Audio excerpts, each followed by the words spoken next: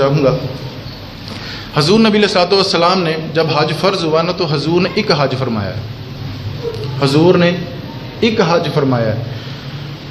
بعض سیرت کی کتب میں نے پڑھا ہے کہ صحابہ نے 40 حج بھی فرمائے ہیں, 40 حج بھی فرمائے ہیں, لیکن حضور نے ایک حج فرمایا ہے. لیکن وہ ایک حج میں حضور نے سارا ہمیں پروگرام دے دیا کہ تم نے وقوف کیسے کرنا ہے, زیارت کیسے کرنی ہے, بیت اللہ شریف کا طواف کیسے کرنا ہے, حجر اسود کو بوسہ کیسے دینا. وہ ایک حج ہی کافی تھا. لیکن صحابہ کا شوق دیکھیں, 40 حج بھی کیے انہوں نے.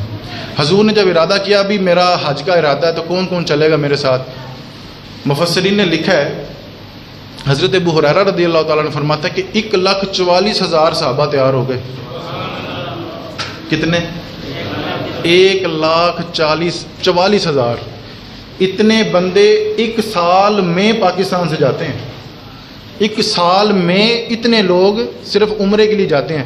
یہ وہ صحابہ کا شوق دیکھیں. محبوب نے کہا جی حج پہ چلنا ہے, کتنے لوگ تیار ہو گئے؟ 1,44,000.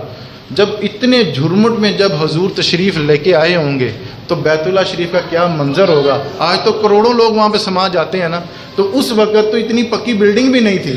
تو 1,44,000 اور اپنے نبی کے ساتھ, وہ نبی کے ساتھ کیا ہوا حج, یار وہ کتنے خوش نصیب اور بابرکت وہ حاجی ہوں گے. پھر جب حضور جب طواف کر رہے تھے تو جب حجر اسود کا بوسہ لیا, صحابہ تو جگہ چھوڑتے تھے نا حضور کے لیے ادبن, جس طرح ہم جی اسی اپنے پیر واسطے جگہ چھڑنے ہیں کہ حضور اتھو لنگو. حضور جب حجر اسود کا بوسہ لیتے نا تو اپنے چھڑی کو لگاتے اور پھر چوم لیتے. ہمارے یہ امت کی اصلاح کے لیے کہ اس حجر اسود کو چومنا تمہارے لیے فرض واجب نہیں, تم چھڑی کے ساتھ چوم لینا. حجر اسود کل کو تمہاری گواہی دے گا, حجر اسود تمہیں بھولے گا نہیں. اور یہ احادیث سے منقول ہے کہ حجر اسود روز قیامت ہماری گواہی دے گا, یا اللہ پاک ابھی آیا سی, ابھی حاجی ہے, ابھی حاجی ابھی آیا سی, نے بھی میں نے چومیا, یہ گواہی دے گا. تو حضور فرمانے لگے جس کو کوئی موقع نہ ملے نہ چومنے کا اور نہ چھڑی لگانے کا, وہ دور سے استلام ہی کر لے, رب اس کو وہی ثواب دے گا جو چومنے کا ثواب ملے گا. حضرت مولا علی شیر خدا دی گل کر لی, بوسے دی جو گل ہے, نہیں بوسے دی گل, میرے پیران دی گل ہوئے تے بوسے دی گل ہوئے تے پیران دی گل رہ جائے, اے نا. حضرت مولا علی شیر خدا ساتھ تھے اور ساتھ ان کے ایک یار تھے حضرت عمر فاروق رضی اللہ تعالیٰ عنہ. حضرت عمر فاروق آپ کو پتہ جلالی بندے تھے. حجر اسود کی طرف اشارہ کر کے پتہ کیا کہتے ہیں, او حجر اسود نہ تو ہمیں نقصان دیتا ہے نہ تو ہمیں نفع دیتا ہے. یہ جلال دیکھیں آپ ان کا.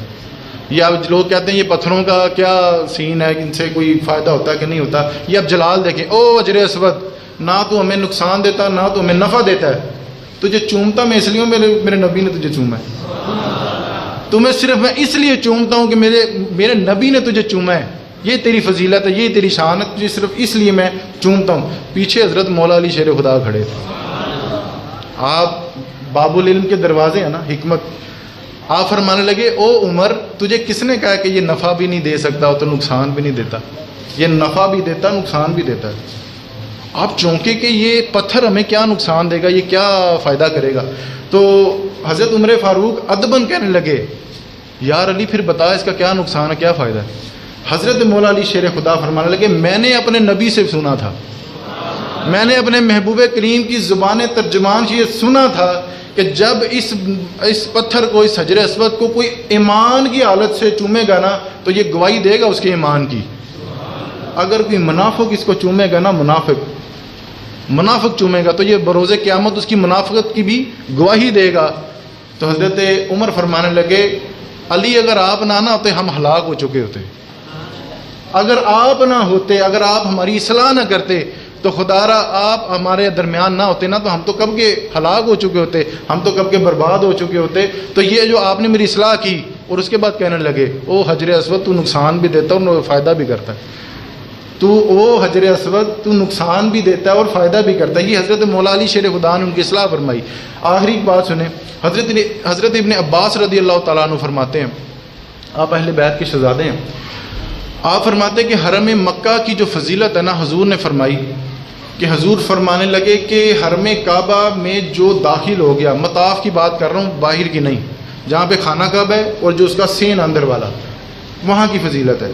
حضور فرمانے لگے رب کریم اپنے فضل سے زائرین پر 120 رحمتیں نازل فرماتا ہے۔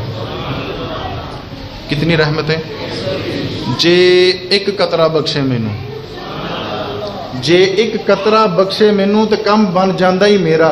حضور فرمانے لگے 120 رحمتیں نازل فرماتا ہے۔ تو حضور نے پھر اس کی تخصیص بھی فرمائی۔ حضور فرمانے لگے 60 رحمتیں اس پر فرماتا ہے جو طواف کرتا ہے۔ عمرے کے لیے جو طواف ہوتا ہے نا، رب کریم 60 رحمتیں اس پر نازل فرماتا ہے۔ 40 رحمتیں اس پر نازل فرماتا ہے جو وہاں پر با جماعت نماز پڑھتا ہے۔ رحمت ایک بھی بڑی سی، تو حضور فرمانے لگے 20 رحمتیں اس پر نازل رب کریم فرماتا ہے جو بیت اللہ شریف کو صرف تکتا ہی رہے، صرف دیکھتا ہی رہے، صرف تکتا ہی رہے، صرف زیارت ہی کرتا رہے، اور یہ سوچے کہ یہ وہی بیت اللہ شریف ہے جس کے طواف حضور نے بھی کیے ہیں، یہ وہ گھر ہے جس کی تعمیر حضرت ابراہیم نے بھی کی ہے، اور یہ وہ گھر ہے جس کی تعمیر میں حضرت آدم کا بھی حصہ ہے، یہ وہ جگہ ہے۔ اور پھر یہ تصور کرے کہ یہ وہ جگہ جہاں پہ اللہ کا ہیبت ہے، جلال ہے، اس کی عظمت ہے، تو یہ حضور نے مور لگائی، 120 رحمتیں ملتی ہیں اس کو۔ تو یہ حرم کی یہ فضیلت ہے۔ بس آخری ایک بات، حضور نے جب اپنا حج مکمل کیا، اب واپسی کے لیے جا رہے تھے، حضور اونٹنی پر سوار تھے، ممبر نہیں لگا، پروٹوکول نہیں، 1,44,000 کا مجمع ہے، حضور اپنی اونٹنی پر سوار تھے۔ حج کا خطبہ پڑھا آپ نے، بڑا تفصیلی خطبہ ہے، اس میں سے 3 باتیں میں آپ کی گوشتگوار کرتا ہوں، اللہ کرے اس پر ہی ہم عمل کر لیں۔ آمین تھوڑی جی اونچی کر لیں، وہ اوپر سے شور آ رہا ہے نا تو توجہ بھی میری ادھر ادھر ہو رہی ہے، لیکن آپ تو میرا ساتھ دیں نا۔ ہاں، تو حضور نے وہ ارشاد فرمایا خطبہ۔ پہلی بات حضور فرمانے لگے کہ او لوگو، میں نے رب کا دین تم تک پہنچا دیا، اب تم نے کرنا یہ ہے، بلغوا انی ولو آیا، ایک آیت کو اٹھاؤ اور دنیا میں پھیلا دو۔ اس کا مطلب ہے کہ جتنے یہاں پر آپ حضرات تشریف فرمائیں، آپ سارے مبلغ ہیں۔ آج آپ نے جتنی میرے سے باتیں سنی، کسی ایک کو ایک بات بھی یاد رہ گئی تو وہ اگلے کو بتائے۔ تو یہ حضور کا خطبہ، حجۃ جو وداع کا جو خطبہ ہے، اس میں حضور فرمانے لگے کسی بندے کو ایک آیت بھی آتی ہے نا تو وہ آگے پھیلائے۔ آخری ایک بات حضور فرمانے لگے کسی عربی کو اجمی پر، یہ بات آپ نے سنی ہوئی ہے، کسی عربی کو اجمی پر، کسی اجمی کو عربی پر کوئی فضیلت حاصل، کسی کالے کو گورے پر اور کسی گورے کو کالے پر کوئی فضیلت۔ ہمارا مزاج آج کیا ہے، ہم رشتے کے لیے خاتون بھی وہ ڈھونڈتے ہیں جو رنگ کی گوری ہو، ہم اپنے کام کرنے کے لیے بندہ وہ ڈھونڈتے ہیں جس کا دماغ زیادہ چلتا ہو، ہم گھر کے لیے جو ٹائلنگ جو لگواتے ہیں اس بندے کو انتخاب کرتے ہیں جس کے پاس ہنر زیادہ ہو۔ حضور نے تو یہ تخصیص کی نہیں ہے۔ حضور کیا فرماتے ہیں؟ حضور فرمانے لگے ان اکرمکم عند اللہ اتقاکم، رب کی نظر میں سب سے فضیلت والا بندہ وہ ہے جو رب سے ڈرنے والا ہو، رب سے ڈرنے والا ہو، متقی پرہیزگار ہو۔ ہم تو اپنے سیاسی ورکروں کو ان کو چنتے ہیں جڑا چکر اچھا دے لوے، وہ پچھلے سال کے وعدے بھی ان کو بھول جاتے ہیں، پھر اس سے پچھلے سال والے وعدے بھی ان کو بھول جاتے ہیں۔ تو یہاں پہ حضور فرمانے لگے وہ بندوں کو کسی پر کوئی فضیلت نہیں ہے، رب کی بارگاہ میں بندے کا وہی مقام اسی کا بنے گا جو اللہ سے ڈرتا ہوگا، جو متقی اور پرہیزگار ہوگا۔ دعا کریں اس ملک کو بھی کوئی متقی پرہیزگار ملے۔ اور جتنی میں نے آپ کو باتیں کی، اور یہ حجاج کرام، یہ جو فضائل کا بیان کرنے کا جو مقصد ہوتا ہے نا، وہ یہ ہوتا ہے کہ جن حضرات کو بھی یہ سعادت حاصل نہیں ہوئی اور وہ جانا چاہتے ہیں، ان کے دل میں کوئی شوق پیدا ہو، کوئی رغبت پیدا ہو، کوئی تڑپ پیدا ہو کہ یار سانو اللہ کے گھر جانا چاہیے۔ دیکھیں نا، ہم اتنے پلاٹوں کے لیے کمیٹیاں ڈالتے ہیں، یہ کام ہو جائے وہ ہو ہی جاتے ہیں نا جی۔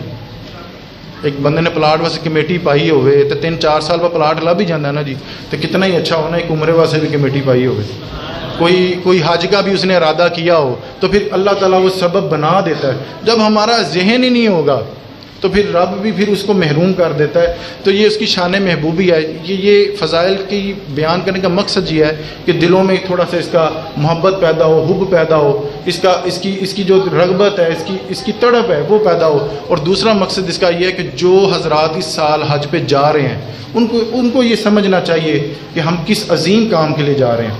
حج بھی کر کے آ کے وہی معاملات ہے تو پھر فائدہ نہیں ہے. وہ ثواب تو ملے گا, وہ زیارت تو ملیں گے, 4 بندے آپ کو حاجی کہیں گے, اس میں کوئی شک نہیں ہے. آپ کے جہاں پہ خطا کاپی چلتی ہیں, پہلے حاجی وہ اسد وحید نام تھا, اب اس کے ساتھ حاجی اسد وحید لگے گا, اس میں کوئی شک نہیں ہے. اب 4 بندے آپ کو حاجی کہیں گے, لیکن اس کا فائدہ کوئی نہیں. اس کا فائدہ تو حاجی کو یہ بات سمجھنی چاہیے, وَأَتِمُّ الْحَجَّ وَالْعُمْرَةَ لِلَّهِ, پورا کرو حج اور عمرے کو اللہ کی خاطر. رائے کاری نہ اس میں آ جائے, دکھاوا نہ آ جائے, تکبر نہ آ جائے کہ ہن میں حاجی ہوں. یہ کل پرسوں کی بات ہے, کچھ حجاج کرام جا رہے تھے تو وہ میڈیسن لینے آئے, تو بندے کا اپنا دل تڑپ اٹھتا ہے. تو میں نے ان سے نہ بڑے محبت سے پوچھا کہ آپ کب جا رہے ہیں, تو بڑے رکھے انداز سے انہوں نے کہا جی 11 تاریخ کو جا رہے ہیں. تو میں نے اگلا سوال پوچھا کہ وہ فلائٹ آپ نے کون سی لی, اور PIA سے جا رہے ہیں, اور وہ اپنی بات کیے جا رہی ہے, یعنی کہ وہ شوق نہیں. میں ہی خاموش ہو گیا, لالا تیرا ہی نہیں ارادہ دسن دا.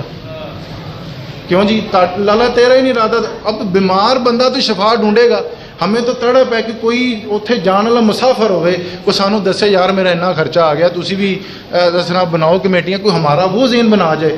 ہو جاتا بعض دفعہ کوئی بندہ عمرے پہ جا رہا ہو نا, تو وہ کوئی بات ایسی کر جاتا جنہا نہیں بھی ارادہ ہوتا وہ بھی بن جاتا, تو وہ بھی پھر سوچتا ہے یار اگلے سال میں کچھ نہ کچھ اس کا کروں. تو وہ ایسے خشک مزاجی سے تھوڑا سا تکبرانہ انداز ہو جاتا ہے لوگوں کا.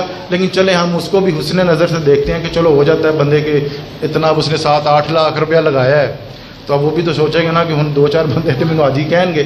تو اللہ پاک سمجھنے کی توفیق دے. وما علینا الا البلاغ المبین.